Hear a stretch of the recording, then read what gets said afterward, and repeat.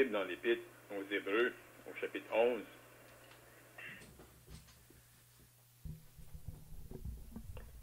Hébreux chapitre 11, et on va débuter la lecture au verset 32.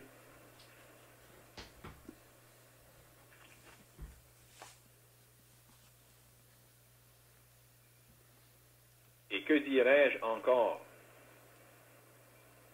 Car le temps me manquerait pour parler de Gédéon, de Barak, de Samson, de Jephthé, de David, de Samuel et des prophètes, qui, par la foi, vainquirent des royaumes, exercèrent la justice, obtinrent des promesses, fermèrent la gueule des lions, éteignirent la puissance du feu, échappèrent aux tranchants de l'épée, guérirent de leurs maladies, furent vaillants à la guerre, mirent en fuite des armées étrangères. Des femmes recouvrèrent leur mort par la résurrection. D'autres furent livrés au tourment et n'acceptèrent point de délivrance, afin d'obtenir une meilleure résurrection. D'autres subirent les moqueries et le fouet, les chaînes et la prison. Ils furent lapidés, sciés, torturés. Ils moururent tués par l'épée. Ils allèrent çà et là, vêtus de peau de brebis et de peau de chèvre, dénués de tout, persécutés, maltraités, eux dont le monde n'était pas digne, errant dans les déserts et les montagnes,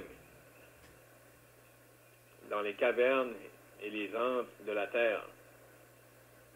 Tous ceux-là, à la foi desquels il a été rendu témoignage, n'ont pas obtenu ce qui leur était promis.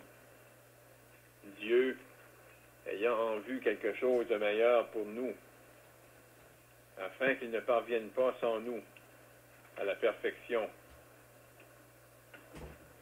Nous donc aussi, puisque nous sommes environnés d'une si grande nuée de témoins, rejetons tout fardeau et le péché qui nous enveloppe si facilement, et courons avec persévérance dans la carrière qui nous est ouverte, ayant les regards sur Jésus, qui suscite la foi et l'amène à la perfection. En échange de la joie qui lui était réservée, il a souffert la croix, méprisé l'ignominie, et s'est assis à la droite du trône de Dieu. Considérez, en effet, celui qui a supporté contre sa personne une telle opposition de la part des pécheurs, afin que vous ne vous lassiez point l'âme découragée. Le Seigneur va bénir la lecture de ces saintes Écritures, dont on avait encore la semaine dernière considéré comment, dans cette portion des saintes Écritures, l'auteur de l'Épître aux Hébreux faisait ressortir que par la foi, des gens avaient connu différentes circonstances et connu différentes fins aussi. Puis c'est bon d'avoir ces choses-là décrites, parce que parfois on pourrait nous porter, venir à une conclusion qui pourrait être biaisée si on se basait sur les résultats sur la fin.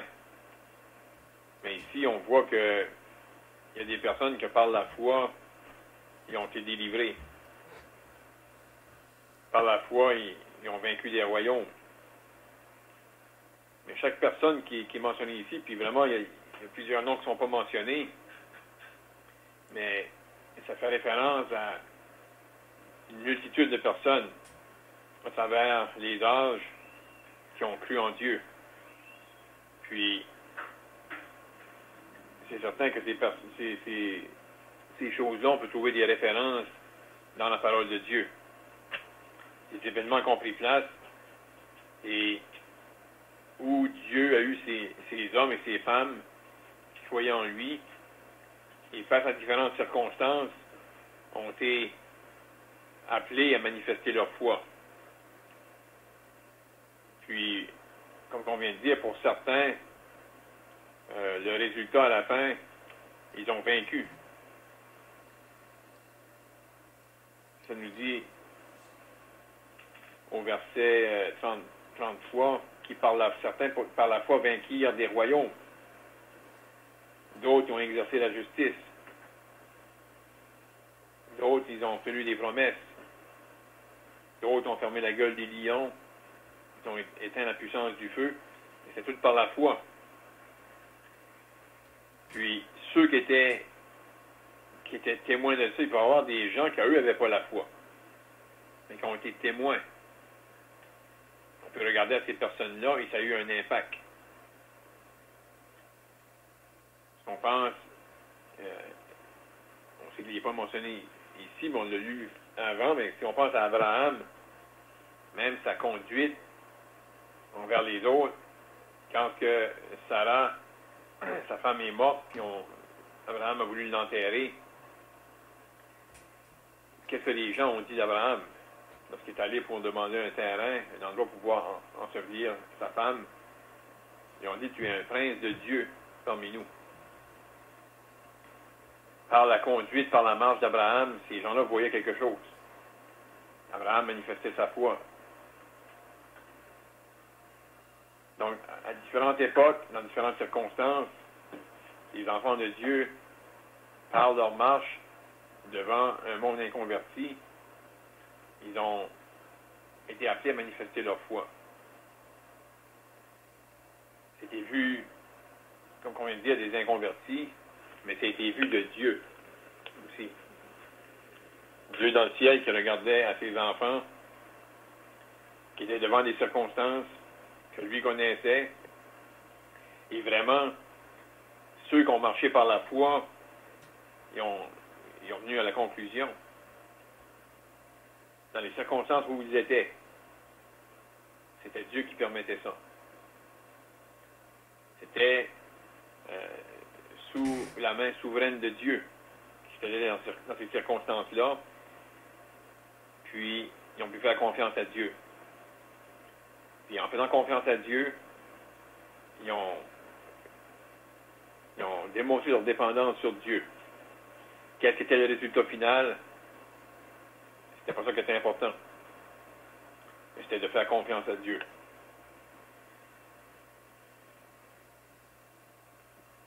Si on va plus loin, puis là on rentre dans le chapitre 12, on voit comment vraiment l'auteur, quand il énumère toutes ces choses-là, ces personnes-là, puis qui fait référence à différentes circonstances et qu'est-ce qui était leur fin, il veut encourager les croyants.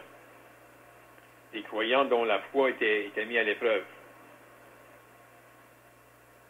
Plusieurs s'étaient détournés, puis eux faisaient face à la persécution, faisaient face aussi à des moqueries, à de l'outrage. Mais en arrière d'eux, il y a une multitude de témoins qui ont fait confiance à Dieu, qui n'ont pas été perdants. Pour encourager les croyants à persévérer dans la foi, l'auteur de l'Épître aux Hébreux va les pointer à celui, comme on a lu, qui suscite la foi et l'amène à la perfection. Le premier acte de foi qui était fait, on pourrait dire, où la foi a commencé, c'est le jour de notre salut, où on a cru dans le Seigneur Jésus. C'est lui qui suscite la foi. C'est lui qui a l'origine. Mais vraiment, ici, ça nous dit qu'il suscite la foi et l'amène à la perfection. Donc, il y a un travail, ça implique qu'est-ce que le Seigneur veut faire avec nous depuis le début de notre salut. Ça a commencé par la foi, ça va être une marche par la foi, et le Seigneur Jésus veut amener cette foi-là à la perfection. Donc, il va y avoir des circonstances qui vont permettre, et ces circonstances-là vont nous mettre devant des situations où on doit agir. Et on va le faire soit par la foi, ou soit qu'on va agir avec un manque de foi. Mais, comme on a mentionné, l'auteur veut encourager à ce qu'on marche par la foi. Et devant les circonstances que Dieu va permettre qu'on fasse un pas d'obéissance par la foi. Et éventuellement, les circonstances vont changer. Peut-être que les épreuves vont grandir. Mais de plus en plus, on va pouvoir marcher par la foi et donner gloire à Dieu. On ne va pas en dire plus pour l'introduction. On a déjà parlé beaucoup. Donc, on encourage les frères participer encore par des questions et des commentaires. Je sais qu'on a touché, peut-être d'une façon générale, la fin du chapitre 11, mais on peut encore regarder cette section pour trouver des choses encourageantes et des choses qui peuvent nous instruire dans notre marche comme croyants aujourd'hui. Dieu bénisse sa parole.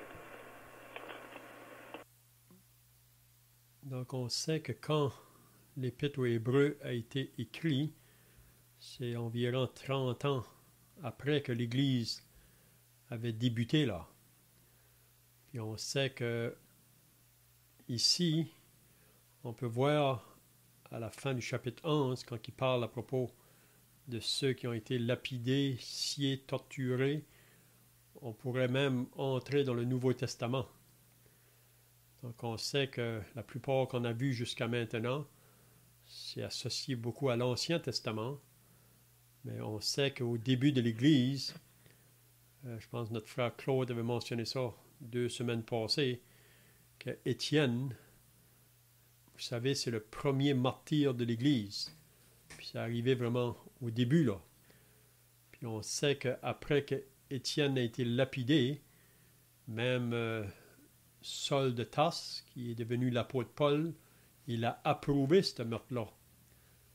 Puis c'est juste après que Saul a été sauvé sur le chemin de Damas.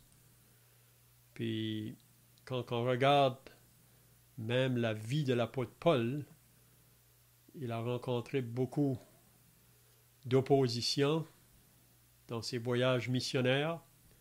Si vous lisez dans les Actes des Apôtres, il y a 3 voyages missionnaires que Paul a faits. Puis on peut voir là, peut-être qu'on pourra le lire un peu plus tard, là, qui nous dit toutes les périls qu'il a rencontrés dans ses voyages. Puis toujours, on voulait le mettre à mort, vraiment, à cause qu'il annonçait le message de l'Évangile. Mais j'aimerais de parler, le verset 35, là, il parle des femmes qui recouvrèrent leur mort par la résurrection. Donc, il y a 2 femmes dans l'Ancien Testament qu'on peut voir qu'ils ont connu. Qu'est-ce qu'il nous dit ici, là? Qu'ils ont recouvert leur mort. Probablement, vous vous rappelez déjà de la veuve de Sarepta. Vous vous rappelez quand que Élie avait été demandé d'aller dans cette ville de Sarepta pour que cette femme-là allait prendre soin de lui. Mais on se rappelle que quand que Élie est arrivé là, cette femme-là avait juste de quoi pour nourrir son fils et elle-même. Elle avait juste un autre repas. Puis elle allait mourir, qu'a dit. Parce que vous vous rappelez que c'était un temps de famine, de sécheresse dans le pays. Mais Élie lui a dit, prépare-toi le repas, mais je voudrais que tu m'apportes un petit pain d'abord. Puis Élie avait fait une promesse d'un sens que Dieu pourvoirait pour elle. Puis vous vous rappelez qu'elle a obéi à ce que Élie lui a dit. Puis ça nous dit que la farine, par la suite, n'a pas manqué dans son pot ni son huile. Mais c'est juste après cet événement-là, là, ça nous dit que le fils de la femme devint malade. Et ça nous dit que sa maladie fut si violente qu'il ne resta plus en lui de respiration. Donc, il est mort. Puis cette femme-là, si vous vous rappelez, elle est venue vers Élie. Puis c'est comme si que la mort de son fils amène dans ses pensées là, des choses dans le passé. Elle a dit à Élie, « Qu'y a-t-il entre moi et toi, homme de Dieu? Es-tu venu chez moi pour rappeler le souvenir de mon iniquité et pour faire mourir mon fils? » Puis là, ça nous dit que Élie a pris son fils, puis il a monté dans la chambre en haut, où que lui-même demeurait, puis il a couché le fils sur son lit. Puis ça nous dit que Élie a invoqué l'Éternel.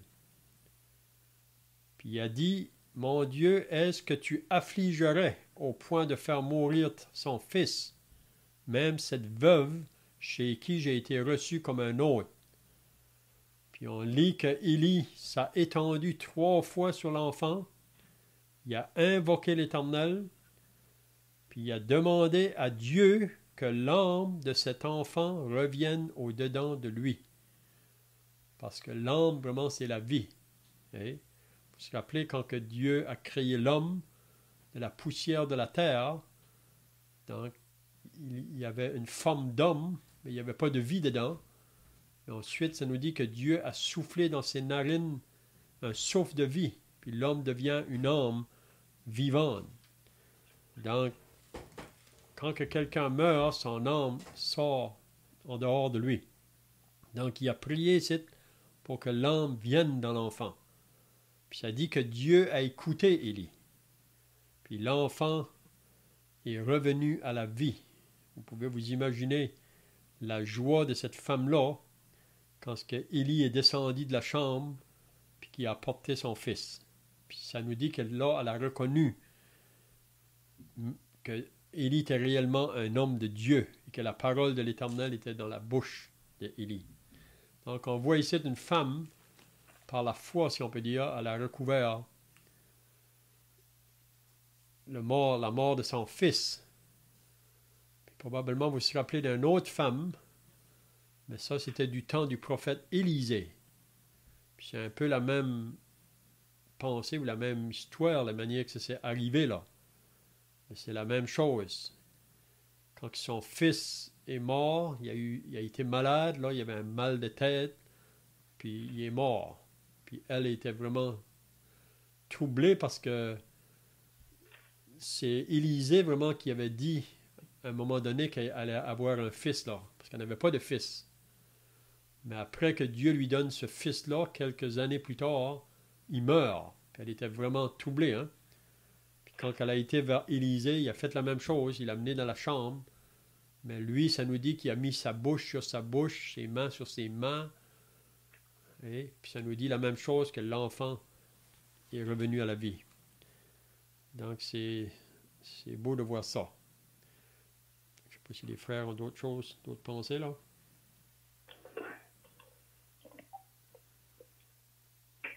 On peut penser à la veuve de Nahan qui amenait son fils en terre, qu'elle allait l'enterrer. Le Seigneur, ça lui dit qu'elle a touché le cercueil, sans s'arrêter, puis il a rendu la vie à cet enfant aussi. Donc le Seigneur s'était fait un miracle devant cette foule, cette femme qui pleurait son enfant. Le Seigneur l'a ressuscité.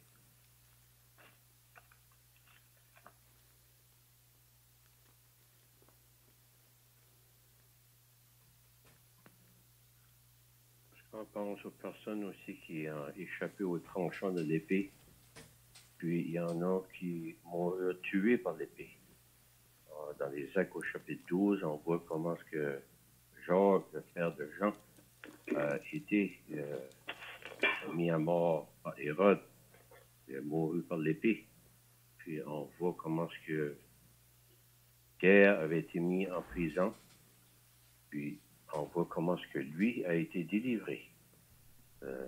Même au verset 11, on voit chapitre 12, quand ce que Pierre est revenu à lui-même, il a vu que de manière certaine que le Seigneur va envoyer son ange pour le délivrer de la main d'Hérode.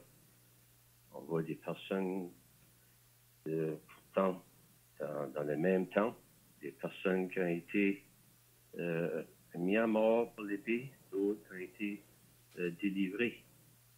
Sais-tu que Pierre avait une plus grande foi que Jacques? Probablement que non. On ne sait pas. Mais, on voit les choses promises par Dieu, certainement pour parler même aux chrétiens dans ces moments-là. Comme aujourd'hui, il y a des personnes il y a des chrétiens qui partent dans l'éternité jeune. On a vu, on a enterré à la salle. Il y en a d'autres qui vont faire des longues vies. Mais c'est juste Dieu qui a au contrôle de toutes choses.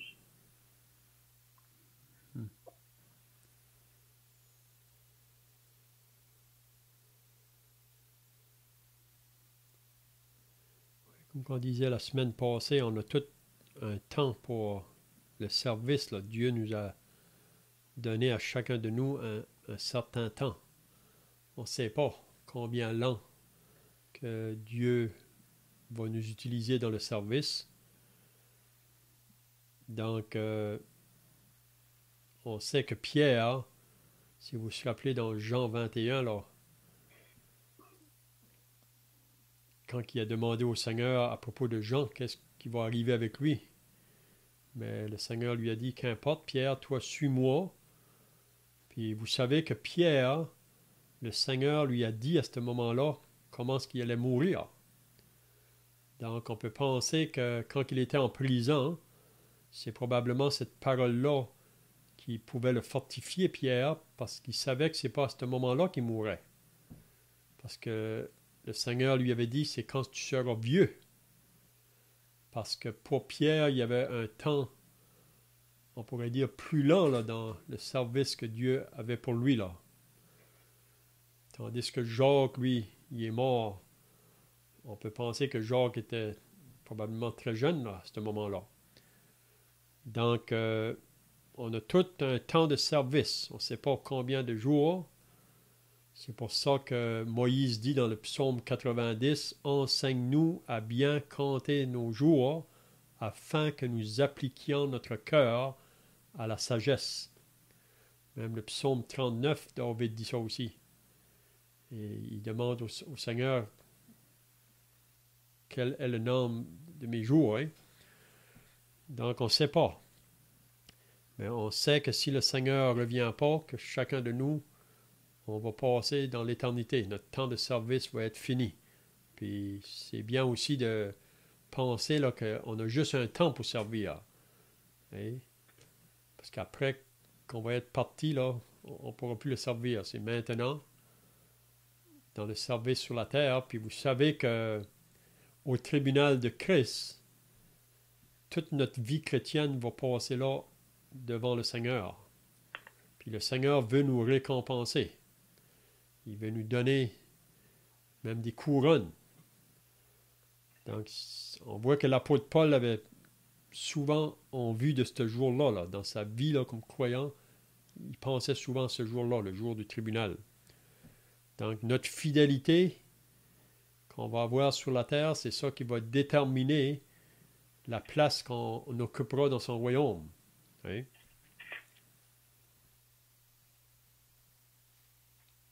En Job, là, quand on a parlé à propos des tiennes, là, si quand on lit dans Marc 16, là, quand le Seigneur a monté au ciel, Marc 16, verset 19, le Seigneur, après l'avoir parlé, puis enlevé au ciel, il s'assit à la droite de Dieu.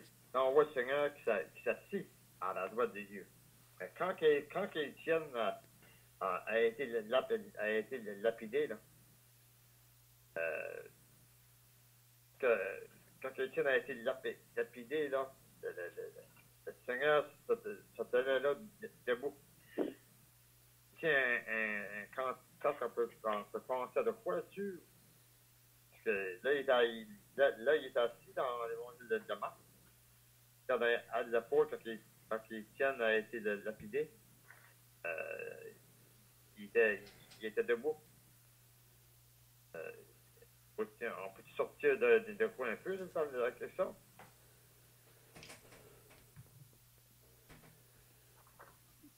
Oui, même le passage que Claude a lu au chapitre 12, là, il nous parle aussi que le Seigneur s'est assis à la droite du trône de Dieu, à la fin du verset 2. Donc, quand Étienne est lapidé, vous vous rappelez que ça dit que ses yeux sont tournés vers le ciel, il a vu une porte ouverte, puis il voyait Jésus debout. Mais la pensée qu'on peut dire que Jésus est toujours en train de veiller sur nous. Et même qu'il a fait la promesse, je serai avec vous tous les jours jusqu'à la fin du monde. Puis j'aime la pensée, c'est comme si moi j'ai un fils, puis si je serais assis à la maison, puis je regarderais par la fenêtre, puis tout d'un coup je verrais des personnes qui sont en train de battre mon fils, mon seul fils. Okay? Donc probablement que je ne resterais pas assis. Je me lèverais pour aller voir plus. Puis on sait que pour Étienne, le Seigneur debout aurait pu arrêter ces hommes de lancer les pierres sur lui pour le lapider. Mais on voit que le Seigneur a permis. Parce que vous savez, juste après la mort d'Étienne, il y a une grande persécution qui est arrivée là, mais il y a une raison pour ça. C'est parce que Jésus avait dit à ses disciples, vous serez mes témoins dans Jérusalem, dans la Judée, dans la Samarie et jusqu'aux extrémités de la terre. Donc il devait commencer par Jérusalem. Puis on peut voir que pour qu'il puisse aller plus loin, Dieu a permis une persécution, une grande persécution. Puis si vous lisez dans les Actes au chapitre 8, là, les chrétiens se sont dispersés. Et ils sont partis de Jérusalem, puis c'est de là qu'ils se sont rendus à Antioche, puis là ils ont prêché l'Évangile dans ce lieu-là, puis dans la Samarie. Hein? Donc, on ne connaît pas les plans de Dieu. Dieu peut permettre des choses dans nos vies des fois pour nous faire changer de place ou déménager pour qu'on puisse atteindre d'autres avec l'Évangile.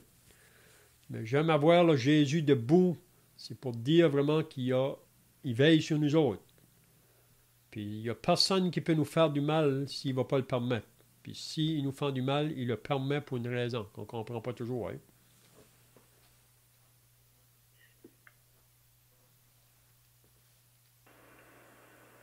C'était sûrement un réconfort pour Étienne. Mais Étienne aussi, justement, ça l'a fortifié dans la situation. Mais le fait qu'il l'a mentionné aux autres, c'était encore une fois la grâce de Dieu envers les autres.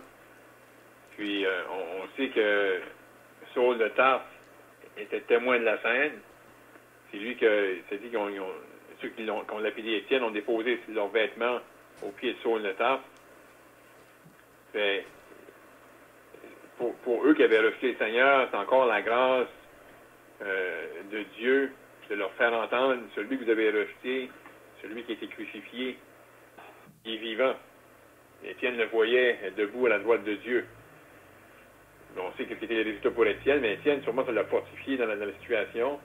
Mais pour les autres, c'est encore la grâce de Dieu de leur faire entendre celui qui était venu, celui qui avait été rejeté, qui était vivant et à la droite de Dieu. Puis on peut besoin que la pensée n'a pas lâché l'apôtre Paul, Saul de Tarse. On sait que pour un temps, il continue à persécuter, il est dans l'endurcissement, mais éventuellement, c'est une même personne qu'Étienne a vue à la droite de Dieu s'est révélée à Saul de Tarse sur le chemin de Damas. Mm-hmm.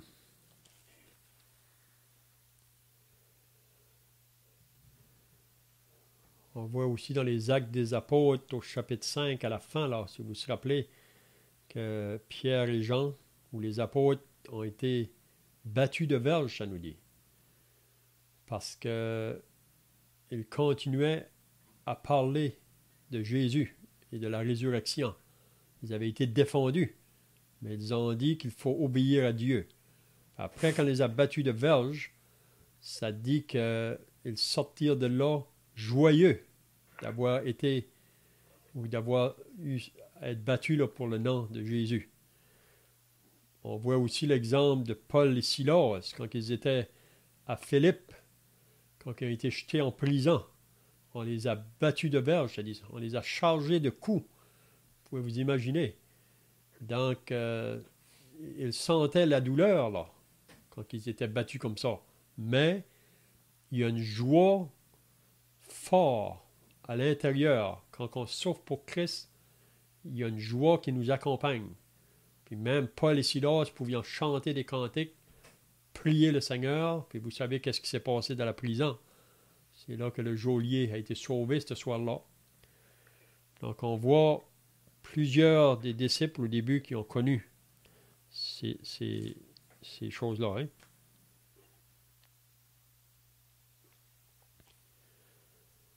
Si vous voulez, là, on pourrait lire dans 2 Corinthiens 11, quand que Paul nous dit toutes les périls qu'il a rencontrés là, dans ses voyages. Dans 2 Corinthiens 11, c'est à partir du verset 22. Parce qu'ici, il est en train de défendre son apostolat, parce qu'il y en a qui disaient qu'il n'était pas un apôtre. Des personnes qui s'avaient infiltré à Corinthe, c'était des faux apôtres, des ouvriers trompeurs, ils étaient déguisés en apôtres, mais Paul dit que c'est comme Satan qui se déguise en ange de lumière. Mais si on va dans 2 Corinthiens 11, 22, là, Paul, en défendant son apostolat, il va dire « Sont-ils hébreux ?» En parlant des autres, là, il dit « Moi aussi. » « Sont-ils israélites? Moi aussi. » « Sont-ils de la postérité d'Abraham? Moi aussi. » « Sont-ils ministres de Christ? Je parle en homme qui extravague. Je le suis plus encore. Par les travaux, bien plus. Par les coups, bien plus. Par les emprisonnements, bien plus. Souvent en danger de mort. 5 fois j'ai reçu des Juifs 40 coups, moi un. 3 fois j'ai été battu de verge. 1 fois j'ai été lapidé. 3 fois j'ai fait naufrage. J'ai passé 1 jour et 1 nuit dans l'abîme. Fréquemment en voyage, j'ai été en péril sur les fleuves, en péril de la part des brigands, en péril de la part de ceux de ma nation, en péril de la part des païens, en péril dans les villes, en péril dans les déserts, en péril sur la mer, en péril parmi les faux frères. J'ai été dans le travail et dans la peine, exposé à de nombreuses veilles, à la faim et à la soif, à des jeûnes multipliés, au froid et à la nudité. Et sans parler d'autres choses, ça veut dire qu'il y a beaucoup d'autres choses que Paul pourrait nous dire, mais il ne les mentionnera pas. Mais il dit, je suis assiégé chaque jour par les soucis que me donnent toutes les églises. Donc, on voit ici une liste, vraiment. On peut voir que cet homme-là a rencontré beaucoup de difficultés dans l'annonce, quand il annonce l'Évangile. Hein?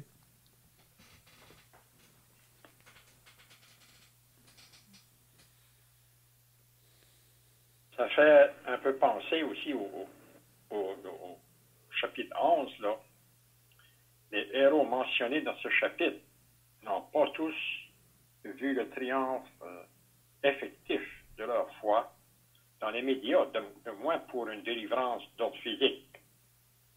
Alors que certains, par la foi, vainquirent des royaumes, échappèrent au tranchant de l'épée. D'autres aussi, par la foi, furent torturés, tués par l'épée, mais tous ceux-là ont obtenu le témoignage d'être agréables à Dieu par la foi. Et là, au verset 37, d'après une ancienne tradition juive, le prophète Ésaïe aurait été scié en deux par les serviteurs du roi Manassé. On sait que le roi Manassé était vraiment très méchant. Il a fait souffrir beaucoup de personnes. Donc, l'apôtre Paul, qui a passé par différentes choses, ça fait penser un petit peu au héros du chapitre 11.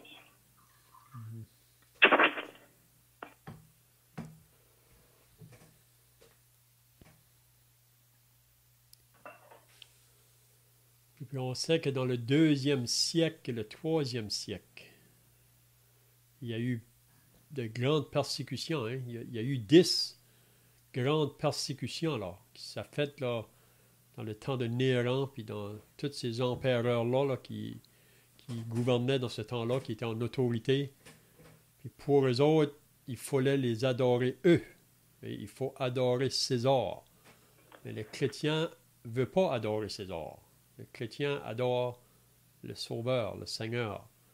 Puis s'ils refusaient d'adorer César, donc on les a brûlés sur les bûchers, on les a fait manger par les bêtes. On ne peut pas s'imaginer vraiment. Probablement vous avez déjà lu le livre des Catacombes. C'est vraiment ça qui nous parle là, quand il parle dans les cavernes et les andes de la terre. Oui. Mais ces personnes-là vivaient seulement pour Christ. C'est soit qu'ils allaient être délivrés, ou sinon, ils étaient prêts à mourir pour leur foi. Donc, dans le livre de l'Apocalypse, là, il promet une couronne pour ceux qui vont aller jusqu'à la mort pour leur foi.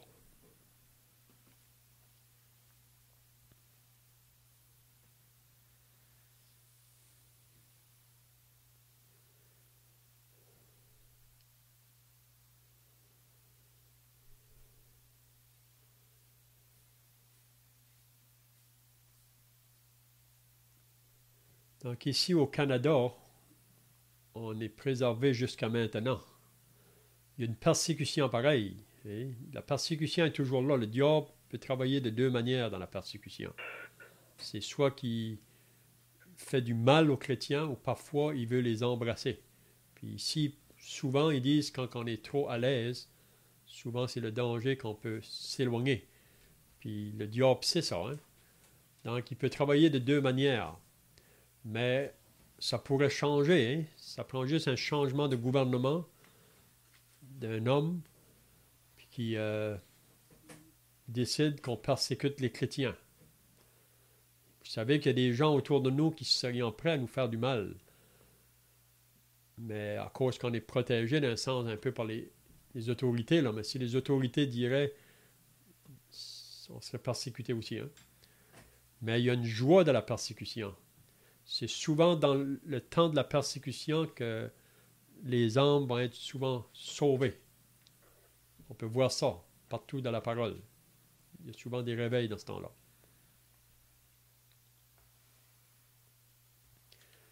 Je vois que le temps est passé. J'aurais juste une requête de prière avant de terminer. Là, c'est prier pour une jeune femme. Elle s'appelle Lucy McLaughlin. Elle est venue ici aujourd'hui pour une grande discussion avec elle. Puis même qu'elle a dit qu'elle voudrait commencer à lire dans la Bible. Donc, c'est bien de prier pour cette jeune femme, Lucy McLaughlin. Donc, si un frère veut terminer par la prière, à moins que vous avez d'autres choses à ajouter là, avant de terminer.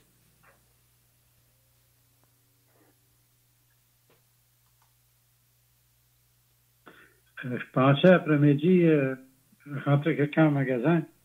Puis je suis venu chez la parole. Comme quand on portait l'image du terrestre, on va porter l'image du céleste. Est-ce qu'on peut faire ça pour nous autres mêmes? Non.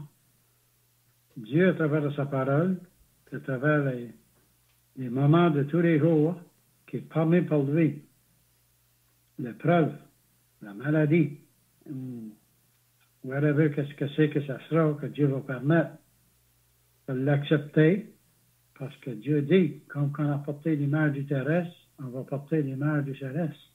Qu'est-ce qu'on est prêt à souffrir pour le Seigneur? comme Christ a souffert pour nos péchés, comme ça nous dit dans la parole, après que vous aurez souffert pour un peu de temps, vous vous rentrez inébranlable, parce qu'on ne peut pas souffrir plus qu'on peut supporter. Mais Dieu connaît chacun de ses enfants. Et ça, aujourd'hui, moi, c'est un portrait et une figure que même par quoi ce que c'est qu'on peut passer chacun, comme chrétien, qu'on peut se dire, oui, pourquoi que cela m'arrive? Parce que Dieu permet ça. Même à la convertie, j'ai parlé des garage la semaine passée. Il n'y a rien qui arrive pour rien. On peut penser vraiment qu'on a un grand Dieu dans le ciel qui ne nous approuvera pas au-dessus de nos forces. C'est tout ce que j'avais à dire. Mhm.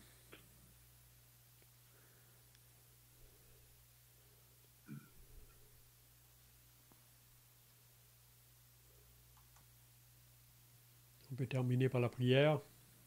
Notre Dieu et notre Père, nous voulons maintenant te remercier et te rendre grâce pour ce temps que nous avons passé ce soir dans la lecture de ta parole. Et nous réalisons que ta parole est une lampe à nos pieds, une lumière sur notre sentier. Même David pouvait dire dans le psaume, comment le jeune homme peut-il rendre son sentier pur, son sentier, c'est en se dirigeant d'après ta parole. Vous pouvez dire aussi, je serre ta parole dans mon cœur afin de ne point pécher contre toi. Donc on veut te rendre grâce que par ta parole, nous avons la réponse pour tous nos besoins. Il n'y a pas une situation dans laquelle on peut passer dedans que nous n'avons pas une parole pour nous consoler de nos afflictions. Donc, on te prie donc ta bénédiction sur tous ceux qui étaient présents ce soir à cette étude et que ces paroles qui ont pu être dites concernant le chemin de la foi sera une source de bénédiction pour nous-mêmes dans les jours qui vont suivre. On ne sait pas ce qui est devant nous, mais toi tu le sais. Donc, nous remettons cela entre tes mains. Bénis chacun au nom du Seigneur Jésus. Amen. Amen.